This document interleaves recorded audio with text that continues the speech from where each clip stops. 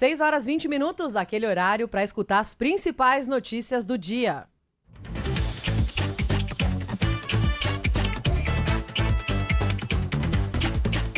A partir de 2026, quem recebe até R$5 mil por mês não vai pagar imposto de renda. A medida foi anunciada pelo ministro da Fazenda, Fernando Haddad, em meio ao pronunciamento em cadeia de rádio e TV ontem sobre o pacote do corte de gastos. A nova medida não trará impacto fiscal, ou seja, não aumentará os gastos do governo. Porque quem tem renda superior a R$50 mil por mês pagará um pouco mais. Tudo sem excessos e respeitando padrões internacionais consagrados. No pronunciamento, Fernando Haddad mencionou que o corte de gastos deve gerar uma economia de R$70 bilhões nos próximos 2 anos. Segundo o ministro, o objetivo é que as medidas combatam a inflação, reduzam o custo da dívida pública e ajudem na obtenção de juros mais baixos. Com conflitos armados e guerras comerciais, precisamos cuidar ainda mais da nossa casa. É por isso que estamos adotando as medidas necessárias para proteger a nossa economia. Com isso, garantiremos estabilidade e eficiência.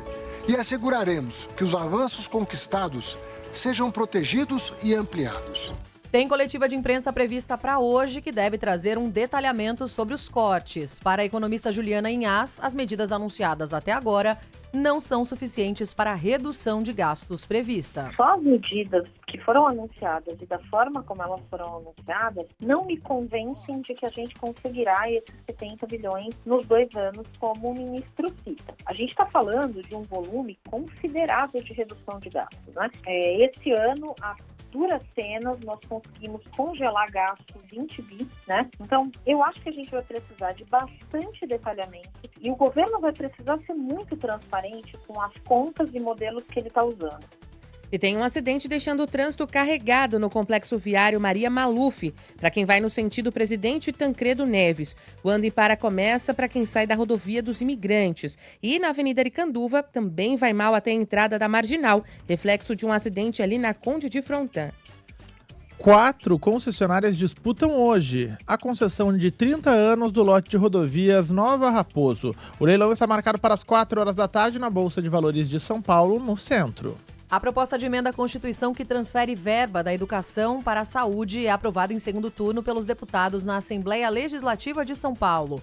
O texto prevê que 5% das verbas da educação estadual, cerca de R$11 bilhões, sejam retiradas da área e destinadas à saúde. Muito trânsito na Dutra sentido São Paulo. Começa a partir da Santos Dumont e vai até a Ponte Tatuapé. E o Conselho Regional de Medicina e a Polícia Civil investigam a morte de uma mulher durante um procedimento de hidrolipo numa clínica na Zona Leste de São Paulo. O local não tinha a autorização da vigilância sanitária para funcionar e não contava com estrutura de UTI para o caso de uma complicação em cirurgia. Linhas do metrô Via Mobilidade e CPTM funcionando normalmente na manhã desta quinta-feira. Uma auditoria do Tribunal de Contas do município de São Paulo identifica ossadas expostas por escavações nos cemitérios concedidos à iniciativa privada. Representantes da SP Regula, órgão da prefeitura responsável pela fiscalização, devem se reunir com representantes do TCM no fim da tarde de hoje. A proposta de emenda à Constituição que abre a possibilidade da proibição de qualquer tipo de aborto no Brasil avança na Câmara dos Deputados. O texto foi aprovado ontem na Comissão de Constituição e Justiça da Casa e agora deve ser apreciado por uma comissão especial. Todos os voos até às 7 horas da manhã confirmados nos aeroportos de Congonhas e Internacional de São Paulo, em Guarulhos. A Rússia dispara um grande ataque de mísseis contra a Ucrânia com alvos principalmente na infraestrutura de energia do país.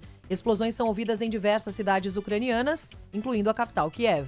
No esporte, o Grêmio avança, sai na frente, mas o Cruzeiro busca o empate e o jogo termina em 1-1 no Independência. A partida disputada ontem fechou a 35ª rodada do Campeonato Brasileiro. Já está aberta para doações a campanha que tenta quitar a dívida do Corinthians na construção da arena, que está na casa dos R$700 milhões.